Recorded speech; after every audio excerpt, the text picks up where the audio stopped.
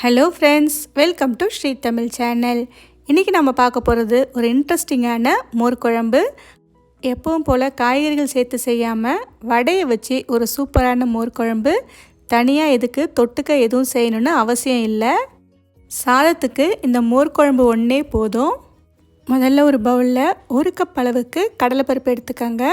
2-3 தடவை நல்லா கழுவிட்டு 2 மணி நேரம் தண்ணியில் ஊற விடுங்க. 2 மணி நேரத்துக்கு அப்புறம் தண்ணியை சுத்தமாக வடிகட்டிட்டு இப்போ இதில் ஒரு 3-4 காஞ்ச மிளகாய், கொஞ்சமாக கருவேப்பிலை, ஒரு 2-3 பல் பூண்டு, ஒரு அரை ஸ்பூன் அளவுக்கு சோம்பு சேர்த்துக்கங்க, ஒரு 1/4 ஸ்பூன் அளவுக்கு பெருங்காயத்தூள் சேர்த்துக்கலாம், தேவையான அளவு உப்பு.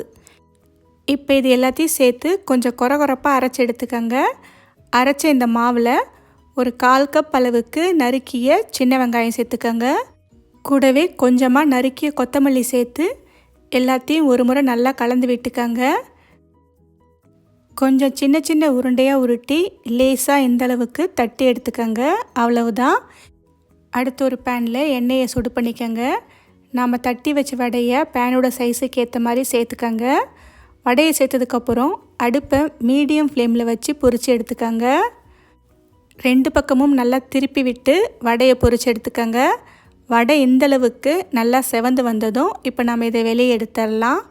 இதே மாதிரி எல்லா மாவையும் வடையாக சேர்த்து பொரித்து எடுத்துக்கங்க. அவ்வளவுதான். அடுத்து ஒரு அரை கப் அளவுக்கு தேங்காய் சேர்த்துக்கங்க.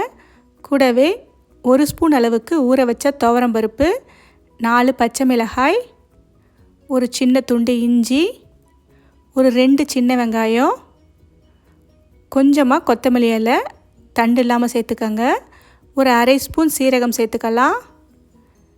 இப்போ இது எல்லாத்தையும் சேர்த்து மை அரைக்காமல் லேசாக கொரகொரப்பாக இந்த மாதிரி அரைச்சி எடுத்துக்கங்க. அடுத்து 1 கப் அளவுக்கு ரொம்ப புளிக்காத தயிர் எடுத்துக்கங்க. இந்த தயிர் ரொம்ப கெட்டியாக இருக்கிறதுனால ஒரு அரை கப் அளவுக்கு தண்ணி சேர்த்து நல்லா இந்த அளவுக்கு கடைஞ்சி எடுத்துக்கங்க. அடுத்து ஒரு பேனில் 2 டேபிள் ஸ்பூன் எண்ணெய் சேர்த்துக்கங்க. எண்ணெய் லேசாக காஞ்சதும் 1/4 ஸ்பூன் கடுகு சேர்த்து தாளிச்சுக்கங்க. கடுகு பொரிஞ்சதும் கொஞ்சமாக வெந்தயம், கொஞ்சமாக சீரகம், ஒரு 4 காஞ்ச மிளகாயை கிள்ளி சேர்த்துக்கங்க, ஒரு கொத்து கருவேப்பிலை. இப்போ இது எல்லாமே லேசாக பொரிஞ்சு வரட்டும்.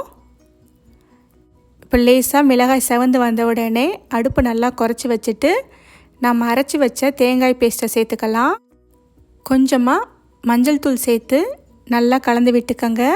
அடுப்பு நல்லா குறைச்சி வச்சுட்டு மஞ்சள் தூள் சேர்த்து நல்லா கலந்து விட்டுக்கலாம். அடுத்து இதில் 1 கப் அளவுக்கு தண்ணி சேர்த்துக்கங்க. கெட்டி பெருங்காயத்தை கொஞ்சமாக தண்ணியில் கரைச்சி இதில் சேர்த்துக்கங்க.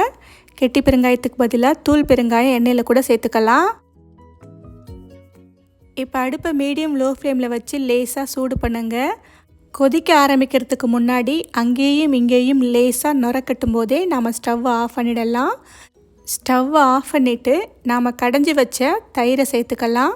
ரொம்ப சூடாக கொதிக்கிற மாதிரி இருந்தால் 1 நிமிஷம் அப்படியே வச்சுட்டு அதுக்கப்புறமா சேர்த்துக்கங்க. இப்போ இதை ஒரு முறை நல்லா கலந்து விட்டுக்கலாம். குழம்புக்கு தேவையான அளவு உப்பு இந்த சமயத்தில் சேர்த்து நல்லா கலந்து விட்டுக்கங்க. அதே மாதிரி நாம் பொரிச்சு வச்ச வடையில் ஒரே ஒரு வடையை மட்டும் இந்த மாதிரி உதுத்து சேர்த்துக்கங்க. அவ்வளவுதான்.